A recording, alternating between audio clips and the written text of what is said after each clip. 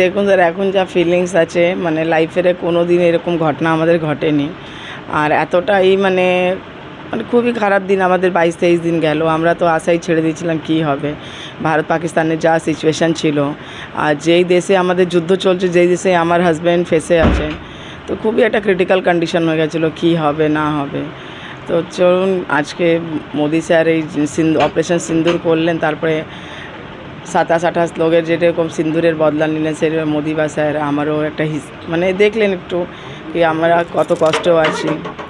তো দেখুন ডিলেটা হলো যেহেতু পেহেলগ্রাম অ্যাটাকটা হয়েছিল সেই জন্য, নাহলে আমার মনে হয় না এত ডিলে হতো, তাড়াতাড়ি চলে আসতেন। এখন তো খুবই ভালো। তারপরে আমার কালকে একটা জিনিস খুবই ভালো হলো, মানে এত সুন্দর রিশরাকে সাজানো হয়েছিল, মানে দেশের জওয়ান জন্য সবাই লেগেছিল কি কখন যে উনি ফিরবেন।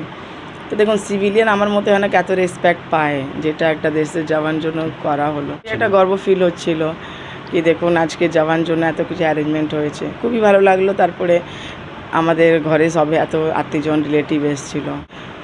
দেখুন আমার ছেলের এখন তো বাচ্চাদের যা সিচুয়েশান আছে, মা বাবার তো কোনো ইয়ে নেই, নিজে ওরা ডিসিশন নেয় আমরা কী করবো না। কিন্তু আমার একটা ইচ্ছা থাকবে, ওর বাবা যে হতো ফৌজি ছিলেন, তো একটা ভালো র্যাঙ্কে যায়, যদি যাবে তাহলে একটা ভালো র্যাঙ্কে যাবে। তো এখন থেকেও বলে কি আমি আর্মি জয়েন করব, মানে ওর বাচ্চার মানে এতটা ইয়ে হয়ে গেছে, শুরু থেকে বলে আমি আর্মি মে যাউঙ্গা। বড় হলে কি করবে জানি না। এটা তো ওর নিজেও সব ব্যক্তিগত কথা, কী করবে না করবে। দেখুন আমার কাছে এত শক্তি কী করে আমরা নিজেও জানি না। এই কন্ডিশনে এত দূরে যাওয়া পাঠানকোট, তারপর যেখানে হেড অফিস ছিল সবাই কাছে ভিজিট করা, স্যারের সাথে কথা বলা। তো একটা দেখুন আগে তো হাজব্যান্ড, কীভাবে ওনাকে ছাড়ানো যাবে, কী হবে না হবে। মা তো হয়েছিলাম ঠিক আছে, কিন্তু এর থেকে টেনশন আমার ওই দিকে ছিল, যদি ওই মানুষটাই যদি না ফিরে আসতো তাহলে আমি দুটো বাচ্চা কার ভরসায় রাখতাম। বা ধরুন আমার একটা বাচ্চা ছিল বা আর একটা বাচ্চা আসতো। তো দেখুন আমার মনে হয় আজকে দেশে প্রত্যেকটা স্ত্রী, আমি একটা ফৌজি ওয়াইফ বলে না, প্রত্যেকটা স্ত্রী মানুষ ছাড়া আমার মনে হয় না মানে হাজব্যান্ড ছাড়া ওর কোনো অস্তিত্ব আছে। তো আমার একটা টেনশন সত্যি হয়ে গেছিলো কি এখন কি হবে। যখন এই সিজ ফায়ার বন্ধ হলো তখন একটু রেস্ট পেলাম কি না, এখন মোদিজি হয়তো মেবি কিছু অ্যাকশান নেবেন, আর সত্যি এক সপ্তাহের মধ্যে ওনাকে ছাড়ানো নিয়ে এসছে। তো খুবই ভালো লাগলো জিনিসটা।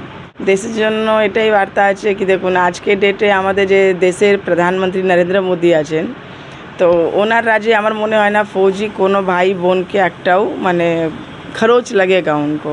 सभी सेफ़ हैं उनके राज्य में, कोई भी फौजी भाई बहन को कोई दिक्कत नहीं होगी। अगर कहीं फंसते भी हैं तो ये ठीक वहाँ से एक्शन लेके निकलवा ही लेंगे। और मुझे नहीं लगता कि अभी हमारे भारत से कोई पंगा लेगा, जो सिचुएशन अभी है।